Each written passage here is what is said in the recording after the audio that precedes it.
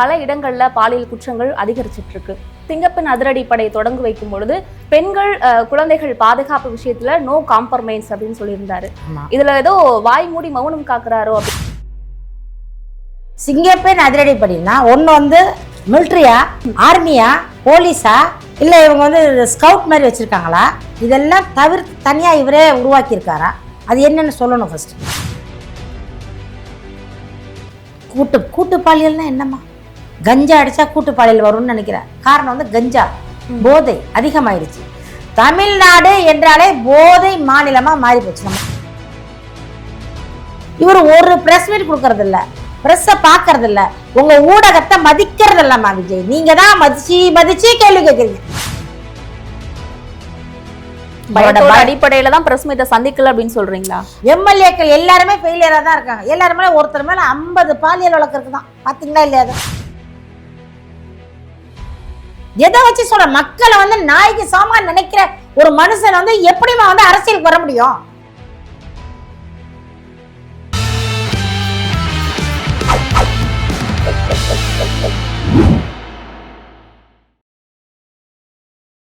GeM TV நேயர்கள் அனைவருக்கும் அன்பு வணக்கம். நான் உங்கள் விஜய் நிஷா. இன்று நம்மோடு நேர்காணல இணைந்திருக்கக்கூடிய முக்கியமான கெஸ்ட் யார் அப்படின்னு பாத்தீங்கன்னா, நாம் தமிழர் கட்சியோட கொள்கை பரப்பு செயலாளர் திருமதி வன்னை சுமதி அவர்கள். வணக்கம் அம்மா. வணக்கம்மா. எப்படிமா இருக்கீங்க? நல்லா இருக்கம்மா. நீங்க நல்லா இருக்கீங்களா? நம்ம தமிழ்நாடு தான் நல்லா இல்லையோ அப்படின்ற ஒரு ஃபீல் எனக்குள்ள இருக்கு. ஃபர்ஸ்ட் கேள்வி என்ன அப்படின்னா, இப்ப தொடர்ந்து தமிழகத்துல சூலூர், அதே போல தூத்துக்குடி, நேற்றைக்கு திருவள்ளூர்ல கும்மிடிப்பூண்டி, இது போல பல இடங்கள்ல பாலியல் குற்றங்கள் அதிகரிச்சிட்டு இருக்கு. அது குறிப்பா பார்த்தோம் அப்படின்னா, சிங்கப்பெண் அதிரடிப்படை தொடங்கி வைக்கும் பொழுது முதலமைச்சர் விஜய் என்ன சொன்னார் அப்படின்னா, பெண்கள் குழந்தைகள் பாதுகாப்பு விஷயத்துல நோ காம்ப்ரமைஸ் அப்படின்னு சொல்லியிருந்தாரு. இதுல ஏதோ வாய் மூடி மௌனம் காக்குறாரோ அப்படின்ற ஒரு எண்ணம் இருக்கு. இதுக்கான பதில்? சிங்கப்பெண் அதிரடிப்படை அப்படின்னா என்னதுமா? ஆனா பெண்களுக்கு பாதுகாப்பான ஒரு ஸ்கீமை தொடங்கி வச்சாரு. அது எதை சார்ந்தது? இந்த சந்தேகம் வந்து தமிழ்நாட்டில் நிறையா பேருக்கு இருக்கு. சிங்கப்பெண் அதிரடிப்படைனா ஒன்று வந்து மிலிட்ரியா, ஆர்மியா, போலீஸா, இல்லை இவங்க வந்து ஸ்கவுட் மாதிரி வச்சுருக்காங்களா, இதெல்லாம் தவிர்த்து தனியாக இவரே உருவாக்கியிருக்காரா, அது என்னென்னு சொல்லணும் ஃபஸ்ட்டு. சிங்கப்பெண் அதிரடிப்படை யார்? இவர்கள் எங்கே இருப்பார்கள்? இவர்களோட செயல்பாடு என்ன? என்ன செய்வார்கள்? இதை சொல்லணுமா இல்லையா? சிங்கப்பெண் அதிரடிப்படை ஆரம்பிச்சிட்டார். ஒரு பாட்டெல்லாம் போட்டு ஒரு அது பாட்டு போடுற ரீல்ஸ் போடுறது அவங்களுக்கு சொல்லியே தரணும்.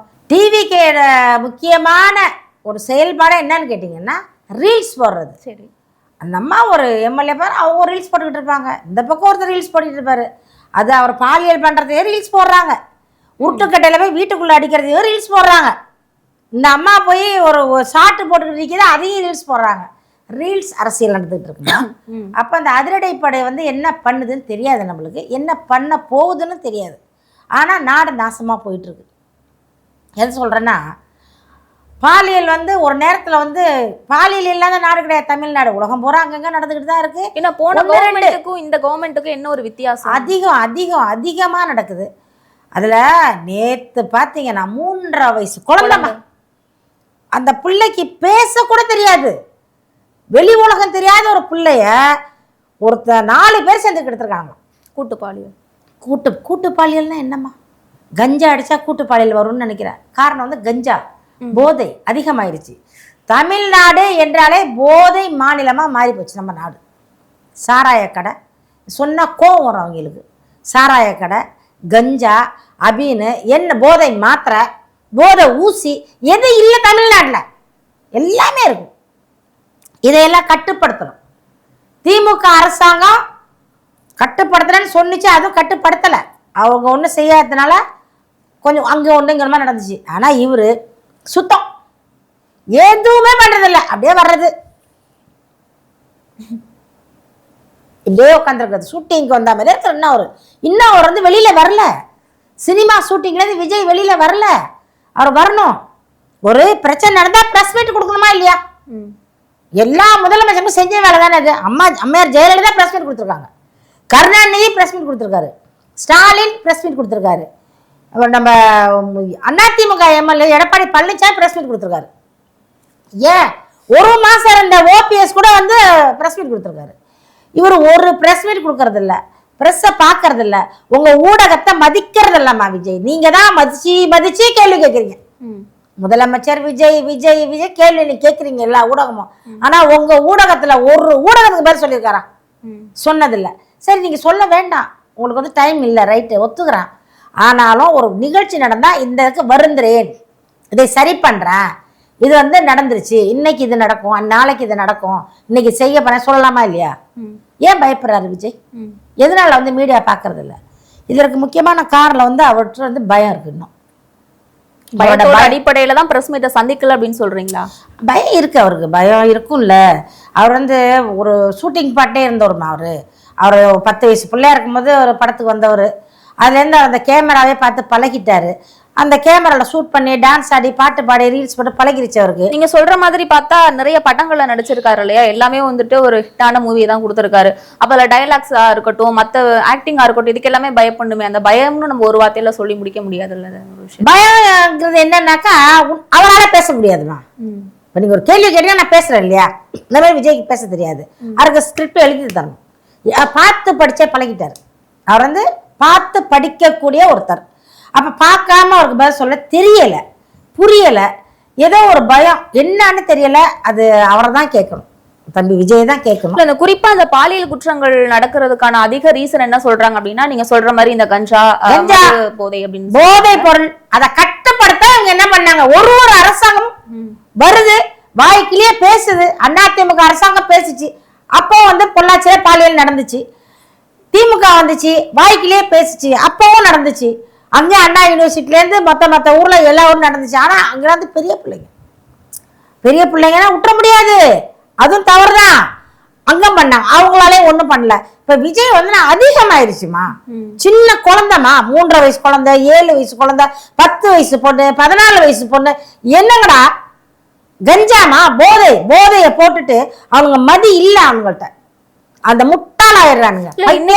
அரெஸ்ட் பண்ணாங்க இல்லையா ஒருத்தனை வந்துட்டு, இந்த 3.5 வயசு குழந்தை நேத்து அரெஸ்ட் பண்ணிருப்பாங்க. சோ அவனை ஏன் தூக்கு தண்டனையே அவனுக்கு கொடுக்க கூடாது அப்படின்ற ஒரு கேள்வி. ஏன்னா போதை இந்த கஞ்சா அதிகமா இருந்து அதை கண்ட்ரோல் பண்ண முடியல அப்படின்னு ஒரு ரீசன் எடுத்துக்கிட்டாலுமே, இன்னொரு விஷயங்கள் நம்ம கவர்மெண்ட்ல இருக்கக்கூடிய இந்த சட்ட திட்டங்கள், அந்த தண்டனைகளை கடுமையாக்கலாம்ல. தண்டனைகள் கடுமையா இருந்துச்சுன்னா ஏன் வந்து இந்த மாதிரி வந்து நடக்க போகுது? செஞ்சவனுக்கு அப்புறம் இந்திக்காரனுங்க அவர் என்ன பண்ணுவாரு? ஏற்கனவே விஜய் வந்து மோடிக்கு பயப்படுவாரு. அங்க ஒண்ணும் பண்ண முடியாது இல்ல. அவன் வந்து வட மாநிலத்தவர்கள், அவர்களை வந்து என்ன தண்டனை கொடுப்பாரு? கொடுத்தாங்க அங்க மோடி ஒண்ணு, அமித்ஷா மோடி எல்லாம் வந்துருவாங்க. அதுக்கு பயப்படுறாரு இவருக்கு வந்து சட்டம் ஒழுங்கு பராமரிக்க தெரியல. ஃபர்ஸ்ட் அவங்க கட்சியில இருக்கவங்களே நிறைய பாலியல் குற்றவாளி இருக்காங்கன்னு சொல்றாங்க. டிவியில தான் பாக்குறோம், வீடியோல தான் பாக்குறோம்.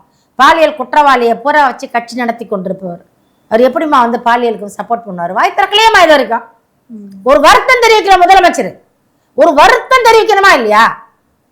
இந்த மாதிரி நடந்துருச்சு, இனி நடக்காம நான் பாத்துக்கிறேன், இனி நடந்தா தண்டனை தருவேன், நான் வந்து இதுக்கு கேரண்டி, நான் முதலமைச்சர் ஆயிருக்கேன். இது வரைக்கும் விடுங்க. அதிமுக தீய சக்தி, ஊழல் சக்தி, திமுக தீய சக்தி, நாங்கள் அப்படியே தூய சக்தி, அனுமான் மாதிரி அப்படியே நெஞ்ச கிழிச்சுக்கிட்டு வந்து காட்டுறோம் பாருங்க. அப்படியே தூய்மையானவர்கள், உத்தமர்கள், வெள்ளை கரம் படைத்தவர்கள், நாங்க வந்தோம்னா நாடு அப்படியே ஓஹோன்னு ஆயிடும்னாரு. குறிப்பா வந்துட்டு அண்ணாமலை கூட ஒரு விஷயத்த முன் வச்சிருக்கிறாரு. என்ன அப்படின்னா, குறிப்பா வந்துட்டு தமிழகத்துல நிறைய இடங்கள்ல வந்து அந்த பாலியல் குற்றங்கள் வந்து நடக்குது. குறிப்பா வந்து வட மாநிலத்தவர்கள் எங்க அதிகமாக இருக்காங்களோ அந்த ஏரியாக்கள்ல தான் வந்து நடக்குது. சோ அதனால அவன் எங்க இருந்து வந்தான், அவனோட டேட்டா என்ன, அவனோட ஹிஸ்டரி என்ன அப்படின்றதெல்லாம் தமிழக அரசுக்கு வந்துட்டு ஒரு தரவு மாதிரி கொடுக்கணும் அப்படின்னு. ஆனா இந்த விஷயத்தை தான் சீமான் அவர்களுமே முன் வச்சிருந்தாரு. இததான் எங்க அண்ணன் சீமான் 5 வருஷத்துக்கு முன்னே சொல்லிட்டாரு. வடக்குல இருந்து நிறைய பேர் வர்றாங்க, அவர்களுக்கு ஓட்டுரிமை கொடுக்காதீங்க, ஆதார் கார்டு கொடுக்காதீங்க, அவர்களுக்கு வந்து வாக்குரிமை கொடுத்தா நம்ம தமிழ்நாடை முழுங்கிடுவாங்க, அதனால வடக்கர்கள் வந்தா அங்கேயே வச்சிருங்க, வந்தா வரட்டும், வேலை செய்யட்டும். அவங்க வந்து எங்க இருந்து வர்றாங்க, எந்த ஊர்ல இருந்து வர்றாங்க, அட்ரஸ், தொலைபேசி நம்பர் முறைப்படி. இப்போ நீங்க வெளிநாட்டுக்கு போகமா, நான் பல நாடுகளுக்கு போயிருக்கேன், நீங்க அந்த இமிகிரேஷன் தாண்டின உடனே நேராக இமிகிரேஷன் அழைச்சிட்டு போயிடுவாங்க. எங்க இப்போ இந்த இமிகிரேஷன் நம்ம இந்தியாவிலேருந்து இப்போ டெல்லிக்கு போகிறோம்னு வச்சுக்கோங்க, அந்த இமிகிரேஷன் கொண்டு போயிடும். மலேசியாவுக்கு போனோமா, சிங்கப்பூருக்கு போனோம், அந்த இமிகிரேஷனில் போய் நம்மளோட ப்ரூஃப் ஃபுல்லாக எடுத்துக்குவாங்க, நம்மளோட ஃபோட்டோலாம் எடுத்துக்குவாங்க. ஏற்கனவே இவங்க எது குற்ற செயலில் இருக்காங்களா, இவங்க மேலே எது வழக்கு இருக்கா, இந்தியாவில் இவங்க போலீஸ் கேஸ் இருக்கா, இவங்களை உள்ளே சேர்க்கலாமான்னு பார்ப்பான். சேர்க்க முடியும், நல்லவர்கள் இவங்க வந்து சேர்க்கலாம் அப்படின்னு அதில் வரணும், ப்ரூஃப் வரணும். நல்ல எந்த கேஸ் நம்ம இல்லைன்னா தான் இமிகிரேஷன் கதவை திறந்து வெளில விடுவான். என் மேலே ஒரு கேஸ் இருந்தால் இந்த கதவை பூட்டினா பாருங்க, இது பூட்டி இருக்கும், இந்த பக்கம் திறந்து அடுத்த ஃப்ளைட்டில் அனுப்பிடும். உண்மையா போயா?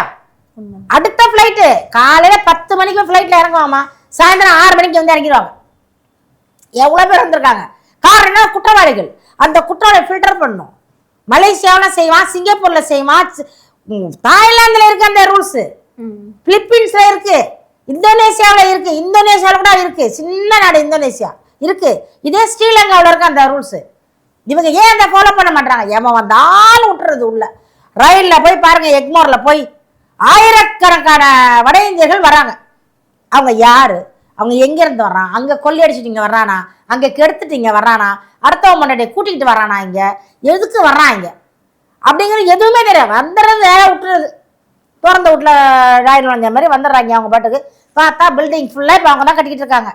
நம்மளோட கொத்தனாருக்கெல்லாம் வேலை இல்லை, இப்போ நம்ம ஊர் சித்தாளுக்கெல்லாம் வேலை இல்லை, நம்ம ஊர் பெரிய ஆளுக்கு வேலை இல்லை, நம்ம ஊர் பெயிண்டருக்கு வேலை இல்லை. லிஃப்ட் போடுறது அவங்க தான் போடுறாங்க, வடக்கர்கள் தான் போடுறாங்க.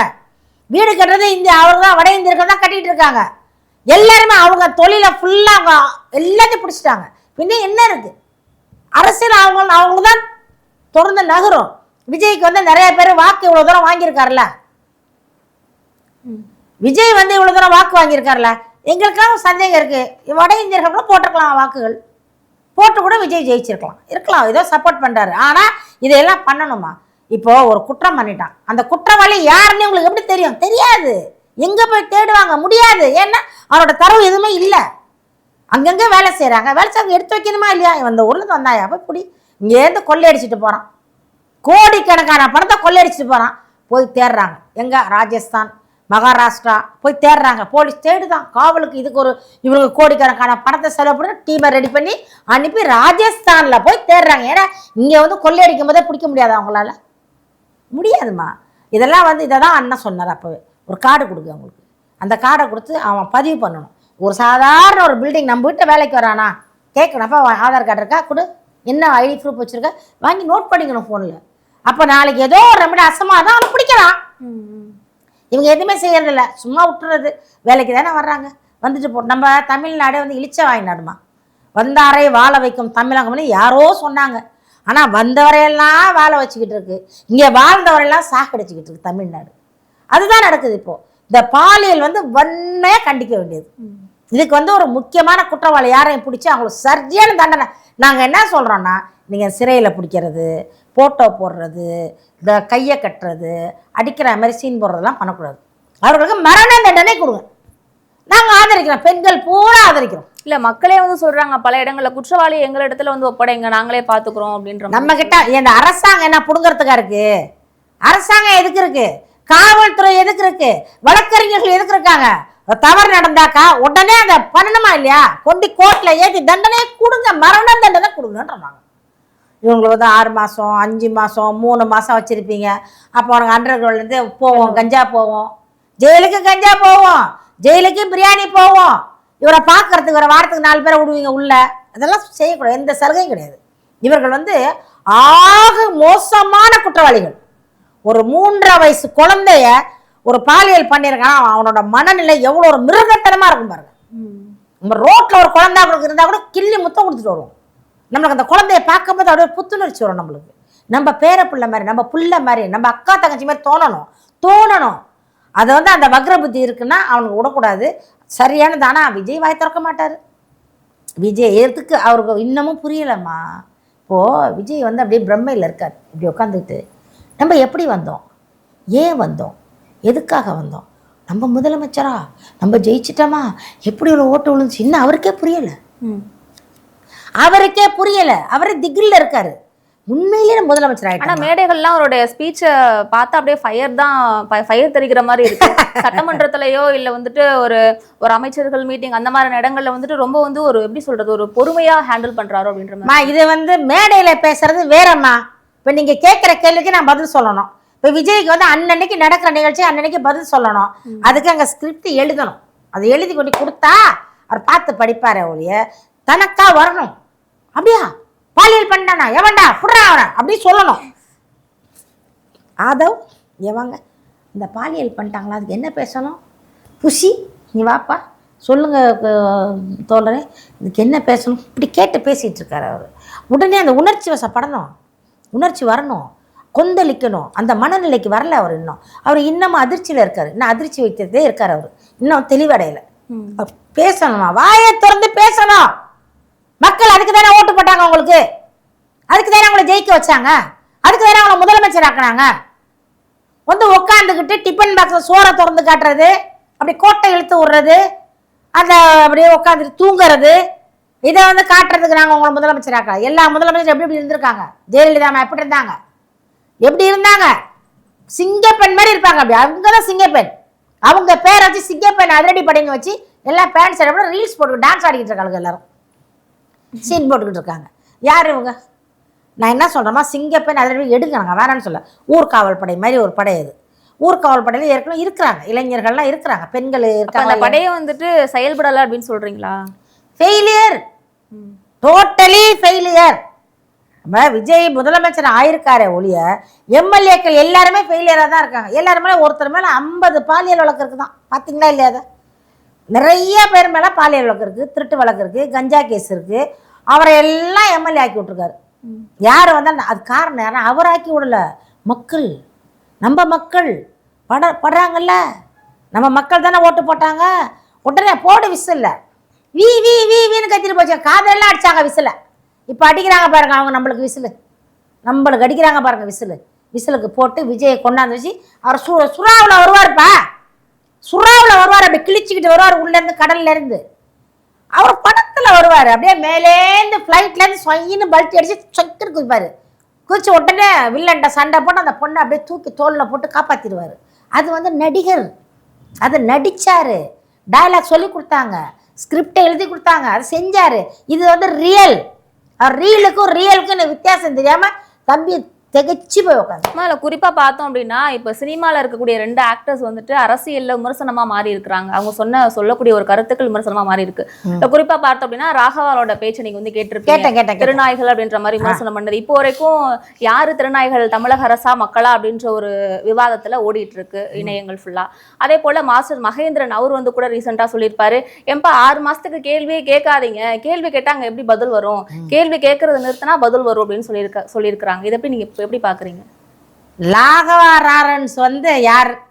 அவர் எங்கிருந்து வந்தார்? அவரே தெருநாயாக தான் இருந்தார். ஒரு காலத்தில் தெருநாயாக இருந்தார். ஒரு ராகவேந்திரா மடம்னு ஒன்று கட்டினார், ஆவடியில், அம்பத்தூரில் கட்டினார். அதுக்கப்புறம் வந்து கொஞ்சம் நிறைய வந்து கலெக்ஷன் பண்ணார், கட்டிங் வாங்கினார். நிறைய பேர் வந்து உள்ள இன்ஃப்ளூயன்ஸ் ட்ரஸ்ட் மூலியமா நிறைய பிள்ளைங்களெல்லாம் படிக்க வைக்கிறாரு, பார்த்துக்கிறாருலாமா. அது நிறைய விஷயங்கள் எல்லாத்தையும் பண்ணியிருக்காரு. ஆமாம், 1 லட்சம் உங்களுக்கு டொனேஷன் கிடையாது, நீங்கள் 10,000 செலவு பண்ண மாட்டீங்களா? அப்படியே அவர் சொந்த காசை போட்டாரா? அவங்க அப்பா பெரிய கோடீஸ்வரர், மில்லியனரா? ராகவா லாரன்ஸோட அப்பா வந்து பெரிய கொடை வல்லலா, அவங்க அம்மா பெரிய கொடை வல்லலா. 4 பக்கமும் காசு வந்துச்சு, கணக்காட்டணும்ல. நீங்கள் எனக்கு கொடுக்குறீங்க, மாதம் 50,000 கொடுத்தீங்கன்னா கேட்பீங்களா நாளைக்கு?